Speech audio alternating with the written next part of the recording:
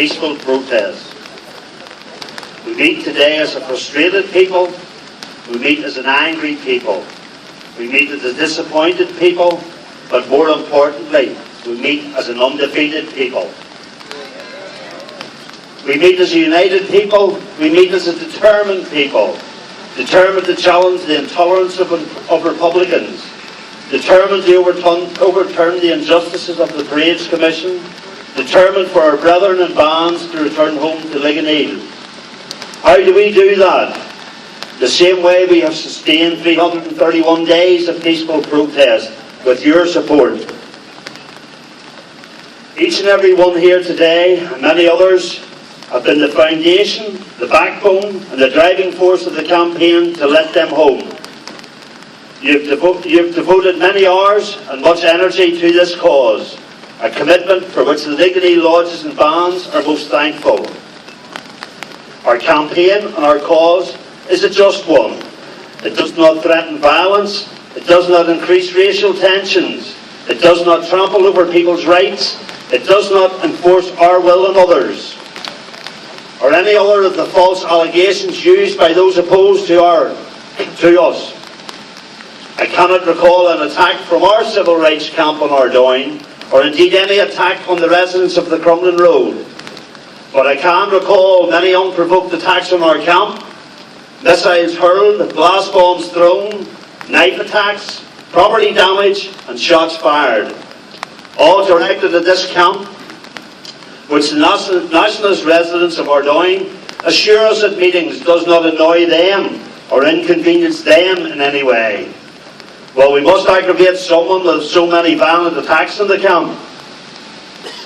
The same residents who are not fazed by the camp use the very existence of our civil rights camp as one of the reasons to seek to justify an objection to a return parade home. The double speak and double standards are now the stock and trade of nationalists.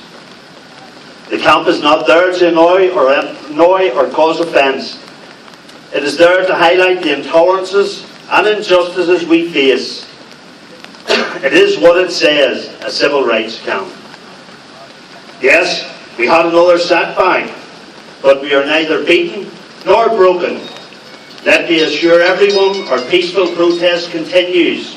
Our fight for justice and equality goes on. I stand before you today as confused as any of you. The much heralded new Parades Commissioners have failed miserably in its first real test. What was heralded as a new beginning has quickly become the same old. Same old capitulation to the threat of violence. Same old acceptance of the nationalist veto. Same old twisted logic. We have encouraged everyone to allow them space to work, hoping for a change in attitude. We were promised all decisions would be based on evidence, not rhetoric or history. I guess this latest decision was based on evidence. The evidence of perception, the evidence of intolerance, the evidence of threats. Perhaps they were influenced by the words of that highly respected and eminent statesman from the city of Londonderry, that to allow the Parades Commission, to allow the parade would be catastrophic. The same one-time self-confessed IRA leader who earlier this week was at the forefront of condemning racial and hate crimes and racial intolerance. We join him in that condemnation. However, our Deputy First Minister failed to condemn threats of violence issued by Republicans against our parades. Indeed, no member of Sinn Féin challenged those threats. Marty, why no condemnation? Is it okay to threaten orange men and women and bandsmen? Your silence said it all. Double speak and double standards. The new Commission failed to grasp the nettle and apply their own logic of evidence. Their determination in relation to our application to return home this morning referred to that issue by their failed predecessors last July. The determination that created this mess. They talked about route map we needed to follow. I wonder what local lodges, the camp committee and many others have been doing this last 10 months. Perhaps we got lost in the coded and cryptic wording. A map normally helps you to get to your destination. Not so this one. It proved to be full of many roads, all leading to dead ends. Every determination brings with it new hoops we are to jump through, different interpretations of what is expected of us. We were told sincere and meaningful mediation was required. That was what we delivered. I am sure the churches and the professional mediators involved in the process would have a view on who was sincere. I would refer the Commission to the exact words in the map. In the event of sustained and sincere dialogue, we expect that any future Commission would look favourably upon a notification for a similar return parade. We followed that map. We have ended up in the same place, standing here.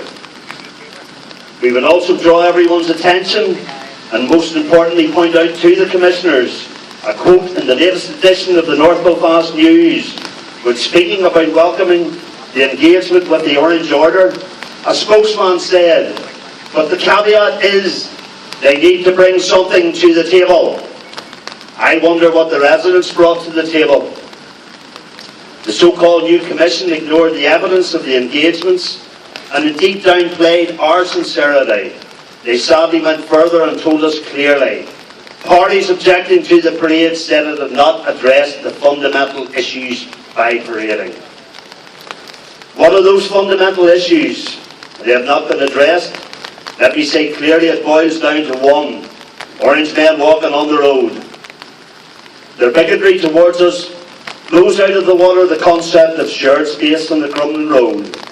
Republicans wax lyrical about a shared space and a shared city, not in the Crumlin Road. This protest, their intolerance of a 6-minute parade, made a lie out of the concept of a shared space. It is only shared when it suits Republicans. Again, double speak and double standards. In citing many reasons for refusing our right to return home, the Parade's Commissioners conveniently ignored the 10th of May determination when a bike race and an election were reasons for rejection that day. No such excuses existed today. It is interesting to note that none of the many objections listed in the latest farce of a determination came to light for that application. It's a case of any objection to justify the insane decision of their predecessors. Shame on this new Commission. All we ask is a quality and a fair and equitable hearing. We got a hearing, but they didn't listen, at least not to us. Again, may we quote from the same article in the North Belfast News, a spokesman, when referring to the application and subsequent determination, said, "I think the decision that has now been made has come about because we brought massive pressure on the Parade's Commission." I leave that to you all to draw your own conclusions. Perhaps those who deny our rights, I'm talking to Republicans, because the Parade's Commission has given them a veto over our culture. Perhaps those who deny our rights can explain just why we can't get home. What is so hard to accept about our parade home? It is no different from a morning parade. Tell the world why you cannot accept 6 minutes of toleration. Your comrades in other parts of Northern Ireland show toleration, we're told. Why can't you? The Parade's Commission tell us that negative association with parades in Ardoyne in the past, negative association with the Orange Order, and negative associations with the behaviour of some bands combined to allow Republicans to have a veto on our culture. Is all the hurt with the one side? Do we feel none? We sadly became well acquainted to the hurt rained on us over many years by those who now object to our very existence. Every decision has a negative impact and affects community relations on all sides. Do Republicans, Nationalists and Roman Catholics have a monopoly on hurt? Have Unionists, Loyalists and Protestants no feelings? What should be a two-way street has become a one-sided process. Since July 2013, we have all been on a combined journey, seeking justice and fairness.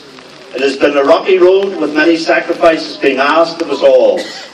Compromises have been made, but I have to ask for one. We as a community have never sought conflict. We have only sought resolution. We have worked tirelessly engaging with everyone. We have never turned down a meeting. We have never failed to turn up. We have never withdrawn from meetings at the 11th hour. We have stood ready for all challenges and made many decisions that have caused individual pain and collective hardship. But we all came together as a community to unite and fight the injustices visited upon us. I just wish those opposed to us had shared that same commitment and sincerity. I would at this stage today pay tribute to the many partners who have never wavered in their support, and indeed certain individuals from those groups who have given unstinted support to the campaign. Those who have stood foursquare with us on platforms, streets and meetings. Your assistance, guidance has helped immensely on the journey, and I know together we will get the brethren home. I finish today with this quote and ask that you reflect on its relevance. Your present circumstances do not determine where you can go. They merely determine where you start. The campaign continues. Let the brethren home.